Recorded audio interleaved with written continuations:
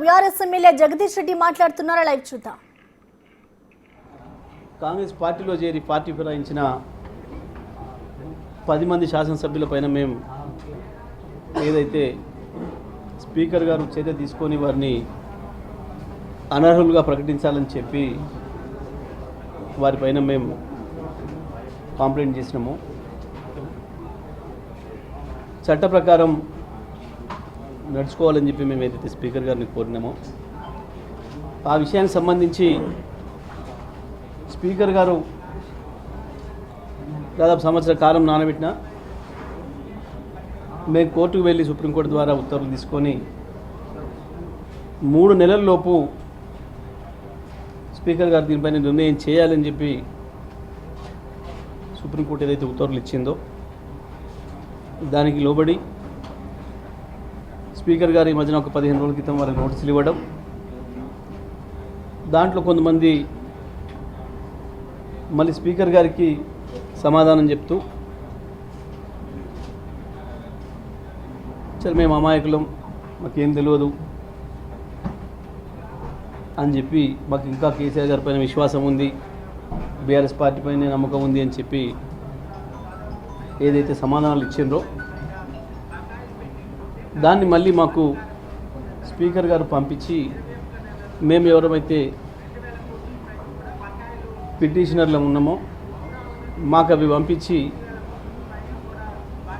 దీనికి మీరు ఇంకా ఏమైనా రిజైండర్లు ఉన్నాయా, మీరు గతంలో ఏదైతే కంప్లైంట్ చేసిండ్రో ఈ శాసనసభ్యుల పైన వీరు ఈ రకమైన సమాధానం చెప్పిండ్రు, మాకు మీరు ఇంకేమైనా చెప్తారా దీనిపైన అని చెప్పి వారు ఇచ్చిన సమాధానం కాపీని మాకు పంపిస్తూ 3 రోజులు గడువిస్తూ మీ సమాధానం చెప్పండి, ఇంత మించి గడువు కోరే అవకాశం కూడా లేదు అని కూడా వారు చెప్పాను. సరే సుప్రీంకోర్టు తీర్పు ఇచ్చి 3 నెలలు దాటింది, 3 నెలలు అవుతుంది. వారికి గడువు కూడా చాలా రోజులే ఇచ్చిండ్రు. కానీ మాకు సమాధానం చెప్పడానికి మాత్రం 3 రోజులు గడువు ఇచ్చి 3 రోజులలో చెప్పాల్సిందే అని చెప్పాను. అయినప్పటికీ కూడా మేము 3 రోజులలో స్పీకర్ గారు ఇచ్చిన గడువులోపే మేము సమాధానం తయారు చేసినాం. మరి నిన్న ఆదివారం కాబట్టి మేము తీసుకోలేము అని చెప్పి వారి సెక్రటేరియట్ చెప్పింది. వారు బెంగళూరులో ఉన్నారు, అసిస్టెంట్ సెక్రటరీకి ఇవ్వండి అని చెప్తే ఈరోజు వచ్చి స్పీకర్ గారికి అసిస్టెంట్ సెక్రటరీ ద్వారా మేము సమర్పించినాం. ఏంది దీనికి ప్రజలందరూ చూస్తున్నారు, వాళ్ళ నియోజకవర్గ ప్రజలకు తెలుసు, రాష్ట్రంలో ఉన్న ప్రజలందరికీ కూడా తెలుసు, మీడియా ద్వారా చూస్తున్న ప్రపంచంలో ఉన్న ఇక్కడ ప్రజలకు కూడా తెలుసు వారి భాగవతం అంతా కూడా. కానీ ఇప్పటికీ కూడా మేము పార్టీ మారలేదు. మేము ముఖ్యమంత్రి గారి నియోజకవర్గ అభివృద్ధి కొరకు పోతే ముఖ్యమంత్రి గారు మేము పోయినందుకు గౌరవించాలి కాబట్టి మా మెడలో 3 రంగుల కండువా కప్పిండు. అది జాతీయ జెండా రంగులున్న కండువా, అది మేము కాంగ్రెస్ కండువా అనుకోలేదు కాబట్టి మేము ఏ తప్పు చేయలేదు. మాకు ఇప్పటికి బీఆర్ఎస్ పార్టీ పైన విశ్వాసం ఉంది కాబట్టి మమ్మల్ని సభ్యులుగా కొనసాగించండి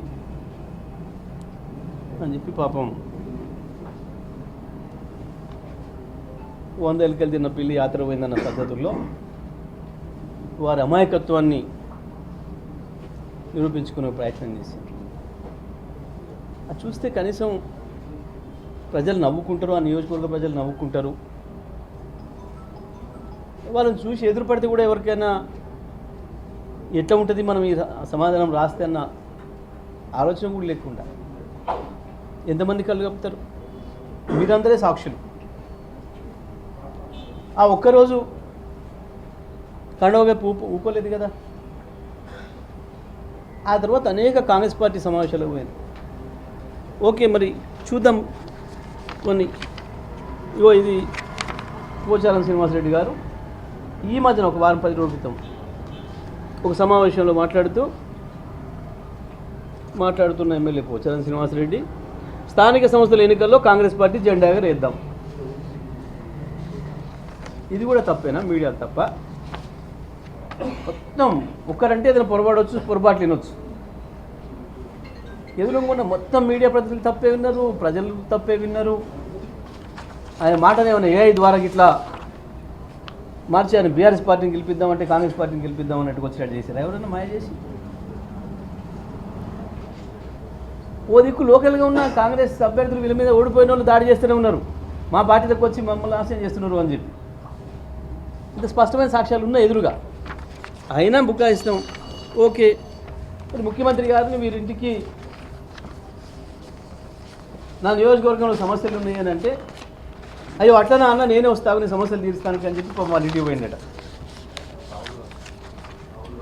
ముఖ్యమంత్రి గారు పోయినాడు, వారు చెప్పిన సమాధానంలో వారు రాసిచ్చిన దాంట్లో వచ్చి చాలా తీవ్రమైన సమస్యలు ఉన్నాయి రైతాంగానికి, అవి నా దగ్గర పరిష్కారం ఉంది, నన్ను అడుక్కొని పోదామని వచ్చిండు ముఖ్యమంత్రి పరిష్కారం అని చెప్పి రాసిండు దాంట్లో.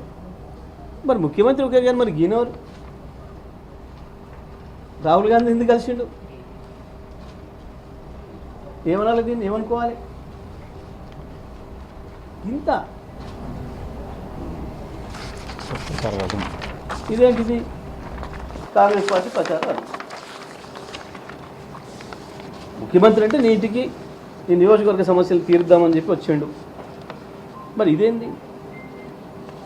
ఇక్కడ ఎవరిది ఉండాలి? కేసీఆర్ది ఉండాలి కదా. నీ కేసీఆర్ మీద నమ్మకం ఉంటే, బీఆర్ఎస్ పార్టీ పైన విశ్వాసం ఉంటే, కేసీఆర్ పైన నమ్మకం ఉంటే, ముఖ్యమంత్రి కప్పిన కండువా కాంగ్రెస్ది కాదని అనుకుంటే నువ్వు ఏంది అన్నట్టు ఏం సమాధానం చెప్తారు దీనికి? బీఆర్ఎస్ కార్యకర్తలకి ఏం చెప్తారు? కాంగ్రెస్ కార్యకర్తలకి ఏం చెప్తారు? మీ నియోజకవర్గ ప్రజలకి ఏం చెప్తారు? సరే స్పీకర్ కూడా ఏం తెలియదు అనుకుందాం, కాసేపటికి నువ్వు చెప్పింది నమ్ముతాను అనుకుందాం. మిగతా వాళ్ళు ఎట్లా నమ్మాలి? కోర్టులు ఎట్లా నమ్మాలి?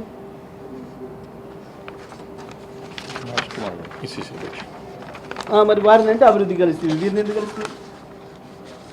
పిసిసి ప్రెసిడెంట్ అయినాక మహేష్ కుమార్ గౌడ్ కలిసి అభినందన చెప్పి నమస్కారం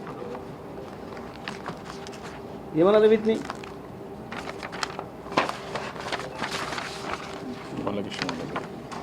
సరే ఇది కృష్ణమోహన్ రెడ్డి, డాక్టర్ సంజయ్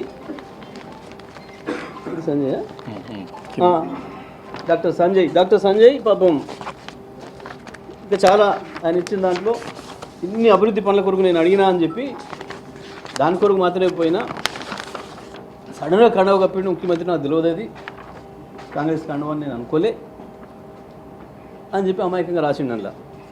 మరి గిదేది నవ తెలంగాణ పేపర్లో అడ్వర్టైజ్మెంట్ ఏమని?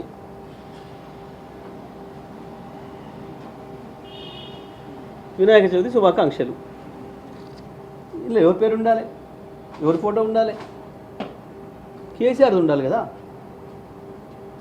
బీఆర్ఎస్ పైన విశ్వాసం ఉంటే, కేసీఆర్ పైన విశ్వాసం ఉంటే కేసీఆర్ ఫోటో ఉండాలి కదా గీడ. ఉంటే ఇక్కడ కేటీఆర్దో, హరీష్ రావుదో, ఆ జిల్లా నాయకులు గంగుల కమలాకర్తో వాళ్ళది ఉండాలి కదా. మరి వాళ్ళ ప్లేస్లో ఎవరి ఉన్నాయి? సోనియా గాంధీ, రాహుల్ గాంధీ, ఖర్గే, ప్రియాంక గాంధీ, ఇప్పుడు ఇన్ఛార్జ్ ఆమె పేరేంది? మీనాక్షి, బట్ విక్రమార్క, మహేష్ గౌడ్. ఇదా బీఆర్ఎస్ పార్టీ పైన విశ్వాసం? పార్టీ ప్రోగ్రామ్ గాంధీ భవన్లో కాంగ్రెస్ పార్టీ కార్యక్రమంలో కారికి వచ్చిన కార్యక్రమంలో గాంధీ భవన్ లేదు. ఇదేం అభివృద్ధి? ఏ నియోజకవర్గ అభివృద్ధి పోయినట్టు ఇక్కడ? గాంధీ భవన్కి, కాంగ్రెస్ పార్టీ మీటింగ్కి, కారికి వచ్చిన మీటింగ్ అది. ఏమనాలి వీటిని? గాంధీ భవన్లో ఇంతకుముందు చూపించాను. బహుశా ఇది మీరు గాంధీ భవన్ చూసిన ఐడియా ఉంటుంది. ఇది ఈ ఫోటో ఎక్కడ దిగింది? ఇవన్నీ కృష్ణమోహన్ రెడ్డి. సరే ఇలా అందరు ఎట్లే ఉన్నాయి. ఇంత స్పష్టంగా అవకాశం ఇచ్చిన పార్టీకి, గెలిపించిన ప్రజలకు ద్రోహం చేసి పార్టీ ఫిరాయించి మీ వ్యక్తిగత ప్రయోజనాల కొరకు నమ్ముకున్న వాళ్ళని నమ్ముకొని చెడ్డ పని చేసిందే కాక ఇంకా తప్పించుకుందామని, దాంట్లో నుంచి ఏదో టెక్నికల్ అంశాలతో తప్పించుకుందామని ఎన్ని రోజులు వీలైతే అన్ని రోజులు వెంటిలేటర్ మీద కొనసాగుదామని ఒక ప్రయత్నం చేస్తున్నారు. వాస్తవానికి ఒప్పుకొని తప్పు చేసినాం ఆనాడు,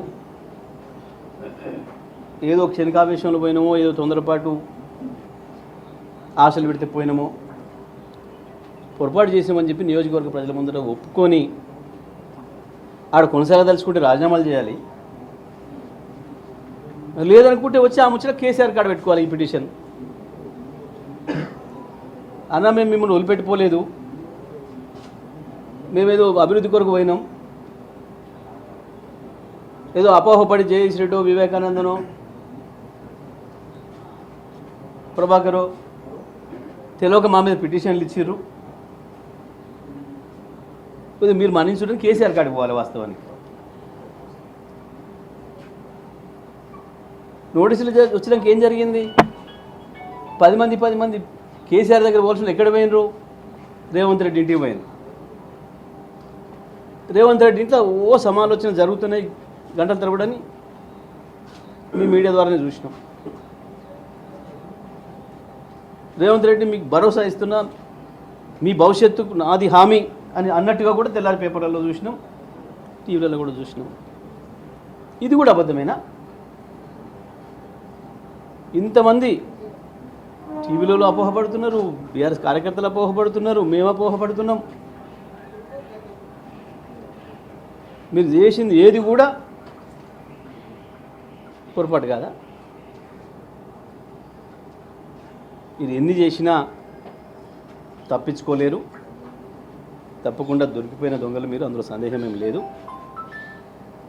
సరే, ముఖ్యమంత్రి మూటలతోనో దొరికి తప్పించుకొని తిరుగుతలేడా, మేము మాత్రం ఎందుకు తిరగలేమని అనుకుంటున్నారేమో మీరు.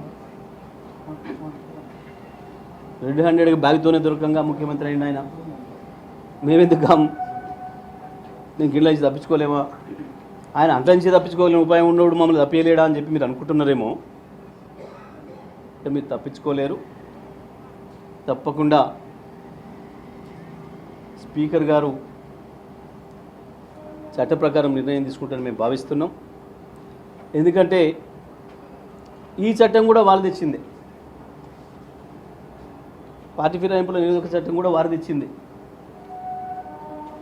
మరి వారి నాయకులు తెచ్చిన చట్టాన్ని గౌరవించే పరిస్థితి ఉందని మేము అనుకుంటున్నాం. స్పీకర్ గారు చేసే నిర్ణయం చట్టానికి అనుకూలంగా ఉంటే సరే, లేదంటే ఆల్రెడీ మేము కోర్టు మెట్లు ఎక్కున్నాం కాబట్టి, కోర్టే గడువు ఇచ్చింది కాబట్టి, ఇంకా ఇది కంటిన్యూస్ ప్రాసెస్లోనే ఉంది కాబట్టి, ఇక్కడ ఒకవేళ ఏదైనా తప్పించుకున్నా కోర్టులో తప్పించుకోలేరు. తప్పకుండా మీ ఎన్నికలు రద్దు అవ్వడం ఖాయం, ఉప ఎన్నికలు రావడం ఖాయం. దాంట్లో ప్రజలు మిమ్మల్ని శాశ్వతంగా రాజకీయాల నుంచి దూరం అయ్యేంత పద్ధతిలో తీర్పులు ఇవ్వడం కూడా ఖాయం. అటువంటి నిర్ణయాన్ని ప్రజలు కూడా వెలిపించడం ఖాయం. ఎన్నికల్లో మీకు బుద్ధి చెప్పి ఓటమితో ఆ పరిస్థితి ఉంటుంది. సరే, ఇవాళ మేము ఒక ఇద్దరి పైన సమాధానాలు వెళ్ళిపోయినాయి. ఎందుకంటే మా సంజయ్ కుమార్, మా ఎమ్మెల్యే గారు ఎవరైతే ఉన్నారో కల్వకుంట్ల సంజయ్ గారు, స్పీకర్ గారు అది ఇచ్చే రోజుకి లేరు, వారు విదేశాలకు వెళ్ళి ఉన్నారు ముందు రోజే, కాబట్టి అది వారికి చేరలేదు. అయినప్పటికి కూడా ఇక్కడ వచ్చిందనే విషయం తెలుసుకొని వారు అక్కడి నుంచి స్పీకర్ గారికి మెయిల్ చేసిండ్రు, ఈమెయిల్ ద్వారా తెలియజేసారు, నేను విదేశాల్లో ఉన్నా, నేను రేపు వస్తున్నాను, పలానా రోజు వస్తాను, రాగానే మీకు దానికి సంబంధించిన జెండర్ నేను ఇస్తానని చెప్పి వారు మెయిల్ పంపించడం జరిగింది. మరి తప్పకుండా వీళ్ళపైన సరైన చర్యలు ఉంటాయి, తప్పకుండా డిస్క్వాలిఫై అవుతారు, ఉప ఎన్నికలు వస్తాయి, అందులో సందేహం లేదు.